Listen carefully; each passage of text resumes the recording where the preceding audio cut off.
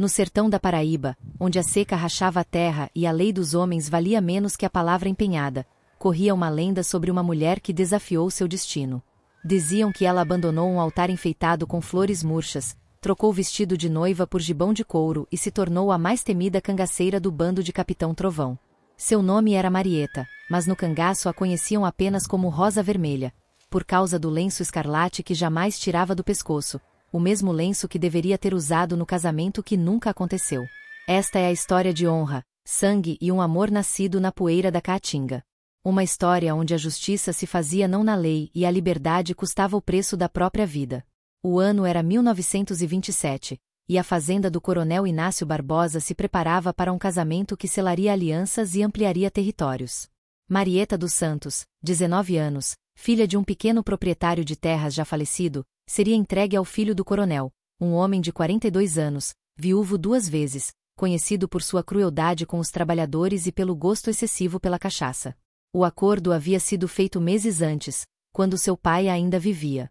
Na última conversa entre eles, o velho Santos deixou claro que aquele casamento era a única forma de garantir que Marieta não perdesse as terras para os abutres que já circulavam a propriedade. A filha ouvirá em silêncio, como sempre fizera, mas algo dentro dela queimava mais forte que o sol do meio-dia. Na manhã do casamento, a casa grande estava enfeitada com o que a seca permitia. Ramos secos pintados de branco, flores de papel crepom, toalhas bordadas que cheiravam a naftalina. As beatas da região rezavam o terço na varanda, e o padre vindo de Campina Grande já ajustava a estola roxa sobre a batina suada. Marieta estava trancada no quarto, sendo vestida por 3 mulheres que não paravam de falar sobre a sorte dela em se casar com família tão importante. O vestido era de sua mãe, amarelado pelo tempo, apertado na cintura. Quando colocaram o véu, ela olhou para o espelho e não se reconheceu. A moça que a encarava tinha olhos mortos, como os olhos do gado na hora do abate. Foi então que ouviu, vindo do sertão distante, um som que mexeu com algo primitivo em seu peito. Tiros. Depois gritos. O inconfundível barulho de cavalos em disparada. As beatas começaram a rezar mais alto, e alguém gritou o nome que congelava o sangue de qualquer coronel da região: Capitão Trovão. O bando de Trovão era a lenda viva.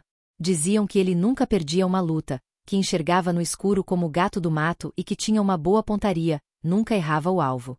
Filho de um homem assassinado por jagunços de coronel, Trovão entrou pro cangaço aos 16 anos e nunca mais saiu. Agora, aos 30, comandava 20 homens e 3 mulheres, e sua vingança contra os poderosos da região era metódica e implacável. Naquele dia, o bando atacava justamente a fazenda do coronel Inácio por motivo específico.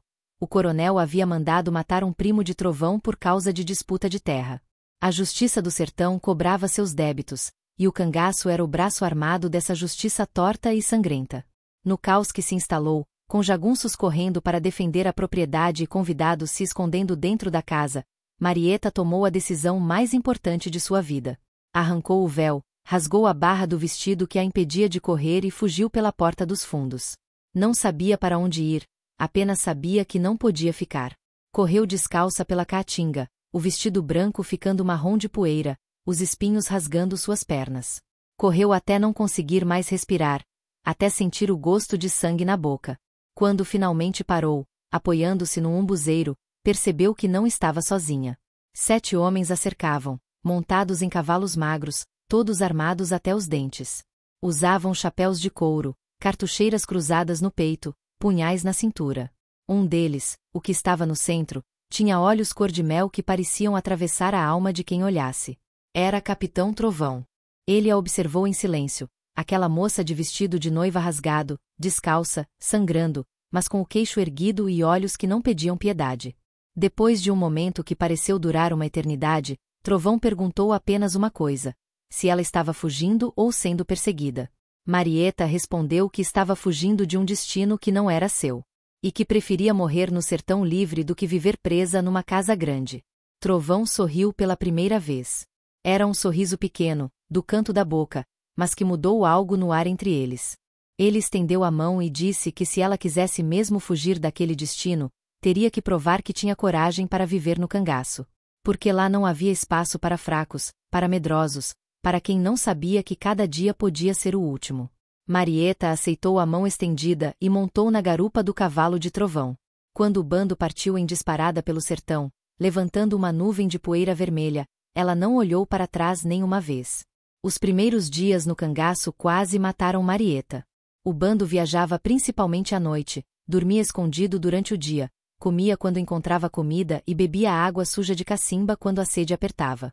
Seus pés, acostumados com alpercatas e assoalho de madeira, sangravam nas caminhadas por pedras e espinhos. Suas mãos delicadas se encheram de bolhas ao aprender a manejar o punhal.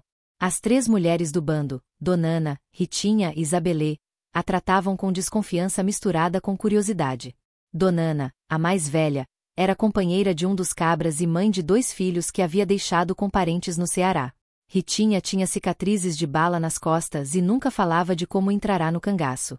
Zabelê era irmã de um dos homens, tinha 16 anos e atirava melhor que metade do bando. Foi Zabelê quem ensinou Marieta a se vestir como cangaceira. Trocou o vestido de noiva esfarrapado por calça de zuarte, camisa de algodão grosso, alpercatas reforçadas e um gibão de couro curtido que pesava nos ombros mas protegia de balas e facadas. Ensinou a prender os cabelos debaixo do chapéu de couro enfeitado com moedas e a nunca, jamais, andar sem o punhal na cintura. Mas foi Capitão Trovão quem lhe ensinou as lições mais importantes. Ele a treinava pessoalmente toda madrugada, antes do bando levantar acampamento. Ensinava a atirar, a rastrear, a identificar plantas venenosas e medicinais, a prever chuva pelo comportamento dos bichos, a ler os sinais da terra. Trovão era um professor silencioso e exigente, que não aceitava desculpas e não dava segundas chances. Durante esses treinos, Marieta começou a entender quem era aquele homem. Trovão não era apenas um bandido violento, como os coronéis pintavam. Era um homem que havia visto o pai ser assassinado aos seus olhos quando tinha apenas 10 anos, que crescerá sabendo que a justiça oficial nunca chegaria para gente como ele, que escolhera fazer sua própria justiça mesmo sabendo que isso custaria sua vida mais cedo ou mais tarde. Ele lhe contou, numa dessas madrugadas, sobre o código de honra do cangaço. Não se roubava de pobre. Não se matava mulher nem criança. Não se quebrava palavra empenhada. Não se abandonava companheiro ferido. E acima de tudo, não se perdoava traição. 3 semanas depois de entrar probando, Marieta recebeu seu batismo de fogo. O grupo interceptou um comboio de jagunços do coronel Inácio que transportava armas e dinheiro. Era uma emboscada cuidadosamente planejada, numa passagem estreita entre pedras onde os cavalos tinham que ir em fila. Quando os tiros começaram, Marieta sentiu o medo congelar seu sangue. Mas então viu um dos jagunços mirar em Zabelê, que estava distraída recarregando seu rifle, e algo dentro dela reagiu antes que pudesse pensar. Ergueu o próprio rifle e atirou. O jagunço caiu do cavalo. Era a primeira vez que matava alguém. Suas mãos tremiam tanto que mal conseguia segurar a arma. Mas Zabelê estava viva, e isso era o que importava. Quando a luta terminou, Trovão se aproximou dela. Seus olhos de mel estudaram o rosto de Marieta, vendo o choque, o horror, a culpa. Ele colocou a mão no ombro dela e disse apenas uma frase. Agora você entende. No sertão, ou você mata ou morre. Não tem meio termo. Naquela noite, ao redor da fogueira, Donana amarrou no pescoço de Marieta um lenço vermelho que havia pego do comboio. Disse que era costume do cangaço batizar os novos com um nome de guerra. A partir daquele dia, Marieta dos Santos deixou de existir. Nascia Rosa Vermelha. Os meses que se seguiram transformaram completamente Rosa. Seus músculos ficaram rijos, suas mãos calejadas, seus olhos afiados. Aprendeu a dormir com o olho aberto e a acordar ao menor som estranho. Aprendeu que lealdade valia mais que ouro e que hesitação matava. Aprendeu as cantigas do sertão, as rezas das beatas, as histórias antigas contadas ao redor da fogueira. Mas principalmente, aprendeu a conhecer Trovão. Ele era um homem de poucas palavras, mas suas ações falavam por ele. Dividia a última água de seu cantil com quem tinha sede. Dava sua própria ração para cangaceiro doente. Arriscava a vida para resgatar companheiro cercado. E tratava as mulheres do bando com respeito que Rosa jamais vira nenhum homem demonstrar. Entre eles crescia algo que nenhum dos dois ousava nomear. Era nos olhares que se demoravam mais do que deviam, nos cuidados sutis que ele tinha com ela, na forma como Rosa se sentia segura perto dele mesmo no meio do perigo. Mas ambos sabiam que no cangaço não havia espaço para fraqueza, e amor era a maior das fraquezas. Foi Ritinha quem finalmente confrontou Rosa sobre o óbvio. Numa tarde em que estavam lavando roupa num riacho escondido, longe dos homens, ela disse sem rodeios que Rosa e Trovão se olhavam como dois condenados olham para a liberdade, com desejo e medo misturados. E avisou que amor no cangaço era perigoso, porque quando você tinha algo a perder, perdia também a coragem de arriscar tudo. Rosa negou, mas sabia que Ritinha tinha razão. E essa verdade a assustava mais do que qualquer jagunço ou soldado. O momento que mudaria tudo aconteceu numa emboscada dos macacos, como os cangaceiros chamavam os soldados da volante que os perseguiam. O bando estava acampado numa gruta quando foram cercados de surpresa. Na confusão da fuga, Trovão levou um tiro de raspão no ombro. Não era grave, mas sangrava muito. Eles conseguiram escapar, mas tiveram que se dividir em grupos menores para despistar a perseguição. Trovão, Rosa e mais 3 cabras se refugiaram numa casa de coiteiros, pessoas que ajudavam o cangaço por simpatia ou por medo. Enquanto Rosa cuidava do ferimento de Trovão, usando ervas e panos limpos, eles ficaram a sós pela primeira vez. As mãos dela tremiam ao tocar o ombro dele, não por medo mas por outra coisa que não conseguia nomear. Trovão segurou o punho dela, fazendo-a parar. Seus olhos se encontraram, e naquele silêncio carregado, algo se rompeu. Ele puxou Rosa para perto e a beijou com a urgência de quem sabe que pode morrer amanhã. Ela respondeu ao beijo com a mesma intensidade, esquecendo por um momento do mundo lá fora, dos perigos, das regras, de tudo. Quando se separaram, Trovão apoiou a testa na dela e sussurrou as únicas palavras de amor que um cangaceiro podia oferecer. Você é minha e eu sou seu. Até a morte nos separar, e talvez nem assim. Rosa respondeu com o lenço vermelho do pescoço. Amarrou-o no braço ferido de Trovão, selando aquele compromisso do jeito que o sertão entendia, com sangue, coragem e um pedaço de pano colorido. A notícia do romance entre Capitão Trovão e Rosa Vermelha correu o sertão mais rápido que cavalo a galope. Nos povoados, nas feiras, nas fazendas, todo mundo falava da moça que largou o altar para virar cangaceira e conquistar o coração do homem mais perigoso da região.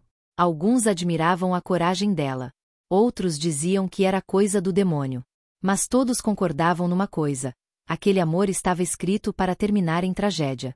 Para o coronel Inácio Barbosa, a história era uma humilhação pessoal insuportável. A noiva de seu filho havia fugido para os braços de seu maior inimigo. O casamento que selaria alianças virara motivo de chacota. Sua honra, aquela coisa abstrata pela qual homens matavam e morriam no sertão, estava manchada. O coronel dobrou a recompensa pela cabeça de Trovão e acrescentou outra recompensa igual pela cabeça de Rosa Vermelha, viva ou morta. Contratou os melhores rastreadores, subornou soldados da volante, espalhou espiões por toda a região. Estava disposto a gastar sua fortuna inteira, mas queria ver aqueles 2 mortos. O bando de Trovão sentiu a pressão aumentar. As emboscadas ficaram mais frequentes, os coiteiros mais medrosos, os esconderijos mais escassos. Eles tiveram que se mover constantemente, dormindo poucas horas, comendo menos ainda, sempre olhando por cima do ombro. Foi durante essa época difícil que Rosa descobriu algo que mudaria tudo. Estava esperando um filho. Donana foi quem percebeu primeiro, notando os enjoos matinais e a barriga começando a arredondar. Quando confirmou a suspeita, Rosa sentiu um medo diferente de tudo que já experimentara no cangaço. Medo não pela própria vida, mas pela vida que crescia dentro dela. Contar para Trovão foi a coisa mais difícil que já fizera. Ela esperou até estarem sozinhos, numa noite sem lua, e simplesmente disse: estou carregando nosso filho. O rosto de Trovão passou por várias emoções, surpresa, alegria, e então uma tristeza profunda. Ele sabia o que aquilo significava. Uma criança não podia crescer no cangaço, sempre em fuga, sempre em perigo. Mas deixar Rosa ir embora, mandá-la para lugar seguro, era como arrancar seu próprio coração. Eles conversaram a noite inteira. Trovão queria que ela fosse para a Bahia, para a casa de uma prima dele que vivia em Salvador, longe da região. Mas Rosa se recusava a abandoná-lo. Chegaram a um acordo. Ficariam juntos até a criança nascer, depois decidiriam. Mas o destino, aquela força cega que governa a vida no sertão, tinha outros planos. A traição veio de onde menos esperavam. Um dos cabras do bando, homem chamado Chico Moita, estava sendo chantageado pelo coronel Inácio. O coronel havia capturado a mãe e as irmãs de Chico e ameaçava matá-las a menos que ele entregasse Trovão. Desesperado, dividido entre a lealdade ao bando e o amor pela família, Chico tomou a pior decisão de sua vida. Ele passou informação sobre onde o bando estaria numa determinada noite. E naquela noite, os jagunços do coronel, reforçados por soldados pagos, cercaram o esconderijo. A luta foi brutal. Tiros estouravam na escuridão, ricocheteando nas pedras, acertando carne e osso. Gritos de dor misturados com gritos de guerra. O cheiro de pólvora e sangue enchendo o ar. Trovão percebeu rapidamente que era emboscada e que estavam em número muito inferior. Ordenou que o bando se dividisse e fugisse em direções diferentes. Mas ele ficaria para cobrir a retirada, especialmente de Rosa. Rosa se recusou a sair. Lutou ao lado dele, atirando, recarregando, atirando de novo. Estava protegendo não apenas o homem que amava, mas também a criança que carregava. Foi quando viu Chico Moita tentando escapar pelos fundos que entendeu tudo. A forma furtiva como ele se movia, o caminho que escolhera, exatamente onde não havia inimigos. Era o traidor. Sem pensar duas vezes, Rosa atirou. Chico caiu, um grito de dor cortando a noite. A lei do cangaço era clara sobre traidores, e Rosa acabará de executá-la. Mas o tiro dela revelou sua posição. 3 jagunços avançaram na direção dela. Trovão viu e correu, colocando-se entre Rosa e as balas. Ele conseguiu derrubar 2, mas o terceiro acertou. A bala pegou Trovão no peito, do lado esquerdo. Ele cambaleou, mas não caiu, ainda atirando, ainda protegendo Rosa. Só quando não havia mais inimigos perto é que ele finalmente se ajoelhou. Rosa correu para ele, apoiando-o, sentindo o sangue quente molhar suas mãos. O restante do bando que havia sobrevivido se juntou a eles. Donana olhou o ferimento e seus olhos disseram o que sua boca não conseguia. Não havia salvação. Eles carregaram Trovão para uma gruta escondida, longe dali. Rosa ficou ao lado dele, segurando sua mão, rezando todas as orações que aprenderá com as beatas, fazendo todas as promessas que podia fazer. Trovão estava consciente, mas fraco. Com a voz falhando, ele fez Rosa prometer que sairia do cangaço, que criaria o filho longe daquela vida, que deixaria a criança conhecer a paz que eles nunca conheceram. Fez os homens do bando jurarem que protegeriam Rosa e a levariam para lugar seguro. Quando o sol nasceu sobre o sertão, tingindo tudo de vermelho como sangue, Capitão Trovão deu seu último suspiro. Rosa segurava sua mão, o lenço vermelho amarrado no pulso dele, cumprindo a promessa que fizeram, juntos até a morte. O bando enterrou o Trovão num lugar que só eles saberiam, marcado apenas por uma cruz de madeira sem nome. Era a regra do cangaço, não deixar corpo para o inimigo profanar. Rosa passou os próximos dias num estado entre a vida e a morte, não do corpo mas da alma. O restante do bando, agora liderado por Sabino, o braço direito de Trovão, cumpriu o juramento. Levaram Rosa em direção à Bahia, viajando devagar por causa da gravidez, evitando confrontos, focados apenas em cumprir a última vontade de seu capitão. Durante a viagem, Rosa mal falava. Mantinha a mão no ventre, sentindo a criança se mexer, lembrando que carregava dentro de si a última parte de Trovão que restava no mundo. O lenço vermelho, agora manchado do sangue dele, permanecia amarrado em seu pescoço. Eles chegaram a Salvador 3 meses depois. A prima de Trovão, uma mulher chamada Júlia que trabalhava como costureira, recebeu Rosa sem fazer perguntas. Sabia das histórias, entendia os códigos do sertão, e respeitava a memória do primo que não via há anos. O bando se despediu de Rosa numa manhã nebulosa. Donana chorou, abraçando-a longa e apertado. Sabino entregou a ela uma bolsa de couro com todo o dinheiro que conseguiram juntar dos últimos assaltos. Zabelê deu seu punhal favorito, dizendo que era para Rosa ensinar o filho a se defender, porque o mundo era duro para os filhos do sertão. Antes de partir, Sabino entregou a Rosa algo embrulhado em pano. O rifle de Trovão, a arma que nunca errava, a arma que se tornará lenda. Disse que era dela agora, para guardar ou para usar, conforme precisasse. Rosa deu à luz numa noite de trovoada, 4 meses depois de chegar a Salvador. Era um menino, forte e gritão, com os olhos cor de mel do pai. Ela o chamou de João, nome simples de gente simples, para que ele pudesse ter a vida normal que nem ela nem Trovão tiveram. Júlia ajudou Rosa a se estabelecer. Conseguiu para ela trabalho numa casa de família rica, onde Rosa cozinhava e limpava. Era vida difícil, mas honesta e segura. Ninguém ali sabia que a cozinheira quieta de olhos tristes já fora a temida Rosa Vermelha do bando de Capitão Trovão. Os anos passaram. João cresceu ouvindo histórias de um pai herói, um homem de honra que lutou contra as injustiças do sertão. Rosa nunca mentiu para o filho sobre o cangaço, mas também não romantizou. Contava a verdade, que era vida dura, violenta, curta, mas que às vezes era a única escolha que pessoas como eles tinham. O lenço vermelho, desbotado pelo tempo, ficava guardado numa caixa junto com o rifle de trovão. Rosa nunca mais o usou, mas também nunca se desfez dele. Era sua última conexão com aqueles dias em que foi completamente livre e completamente amada. Quando João tinha 10 anos, chegou a Salvador um homem velho, curvado pelos anos e pelas cicatrizes. Era Sabino. O bando de Trovão havia se dissolvido anos antes, os homens seguindo cada um seu caminho, alguns mortos, outros presos, outros simplesmente cansados de fugir. Sabino trouxe notícias. O coronel Inácio Barbosa havia morrido, velho e amargo, nunca tendo conseguido sua vingança completa. A região do sertão mudará, o cangaço estava acabando, caçado impiedosamente pelo governo. A era dos cangaceiros chegava ao fim. Antes de partir para sempre, Sabino disse a Rosa que sua história corria o sertão como lenda. A moça que largou o altar, virou cangaceira, conquistou o coração de Capitão Trovão e depois desapareceu como fumaça. Alguns diziam que ela morrera no parto. Outros que virou beata. Outros ainda que continuava no cangaço sob outro nome. Rosa sorriu pela primeira vez em anos. Bom que fosse assim. Que Rosa Vermelha ficasse sendo lenda, enquanto ela, Marieta, vivia em paz com seu filho, longe da violência que escolhera e depois deixará para trás. Marieta dos Santos viveu até os 72 anos.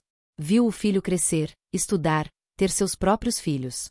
João se tornou professor, ensinando crianças pobres a ler e escrever, fazendo a revolução que seu pai tentará fazer com balas, mas usando palavras. No dia em que morreu, tranquila na cama, cercada pela família, Marieta pediu que trouxessem a caixa velha guardada no fundo do armário.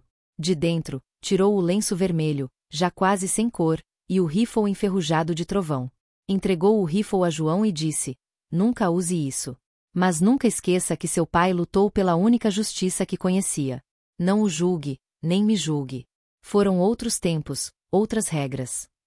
E o lenço vermelho, aquele que deveria ter sido usado num casamento que nunca aconteceu, aquele que a batizara no cangaço, aquele que manchara com o sangue do único homem que amara, ela pediu que fosse enterrado com ela. Os netos perguntaram por quê, e Marieta, com os olhos já vidrados pela proximidade da morte, respondeu: "Porque fiz uma promessa. Disse que seríamos um só até a morte. E uma mulher do sertão nunca quebra sua palavra."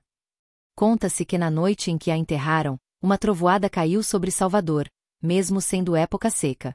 E que entre os clarões dos relâmpagos, alguns juraram ter visto uma figura de mulher com lenço vermelho cavalgando ao lado de um homem de chapéu de couro, ambos livres finalmente, galopando para sempre pelo sertão sem fim.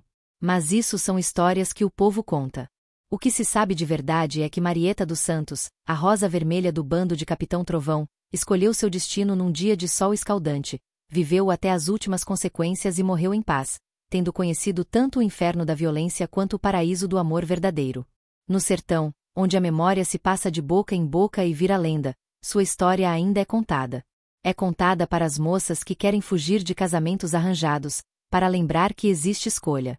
É contada para os homens de poder, para lembrar que o cangaço nasceu da injustiça deles. E é contada principalmente nas noites ao redor da fogueira, como todas as grandes histórias de amor e honra devem ser contadas. Porque no final, Rosa Vermelha foi isso, uma história de honra. A honra de escolher o próprio caminho, de amar com toda a força, de lutar pelo que acreditava, de manter a palavra dada e de saber quando era hora de deixar o rifle de lado e simplesmente viver. E essa, meus amigos, é a lição que o sertão ensina para quem tem coragem de aprender, que a maior das liberdades é poder escolher. Mesmo que a escolha custe tudo o que você tem, mesmo que dure pouco, mesmo que termine em tragédia. Porque um dia de liberdade vale mais que uma vida inteira de prisão. E você, o que faria no lugar de Marieta? Aceitaria um destino imposto ou teria coragem de cavalgar rumo ao desconhecido?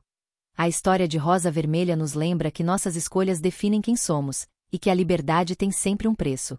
Mas será que vale a pena pagar esse preço, se esta história tocou seu coração, Deixe seu like e se inscreva no canal Sabedoria em Contos para mais narrativas que exploram a coragem, o amor e a honra do povo brasileiro. Nos comentários, conte. Qual foi a decisão mais corajosa que você já tomou na vida?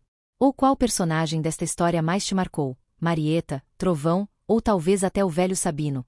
Compartilhe este vídeo com alguém que precisa ouvir que é possível reescrever o próprio destino. Na semana que vem, traremos outra história do Brasil profundo, desta vez sobre um curandeiro que desafiou a morte no meio da Amazônia. Você não vai querer perder. Até lá, que a sabedoria dos nossos antepassados ilumine seu caminho. Um forte abraço, e que sua jornada seja sempre livre como a de rosa vermelha.